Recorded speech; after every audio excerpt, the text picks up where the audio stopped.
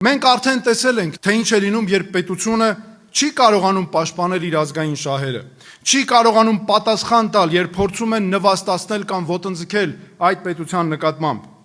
Մենք տեսել ենք պատերազմ, մենք տեսել ենք կորուստներ եւ մենակություն, մենք անցանք 2020, 2022, 2023 թվականների ողբերգական պատերազմների միջով եւ տեսանք, թե ինչ գին է արժենում պատասխան տալու կարողություն չունենալը։ Սա պետք է դաս դառնա, ոչ թե արդարացում։ Ժողովուրդ, որ վերապրել է ցեղասպանություն, կորցրել է միլիոնավոր կյանքեր ու տարածքներ, այժմ պետք է ընտրություն անի օտար շահերի համար ու քվեարկի ու անունը դնի ընտրություն։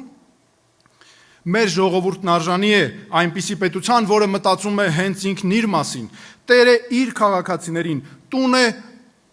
ամբողջ աշխարհի հայերին եւ տեր է իր ազգային շահերին ամբողջ աշխարհում։ Դրա համար էլ մենք ընտրում ենք Հայաստանը,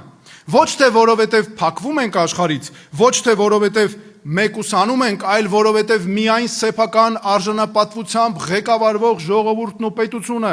կարող են կառուցել իրական երկիր, գտնել զարգացման ուժ եւ ապագա կառուցելու կարողություն։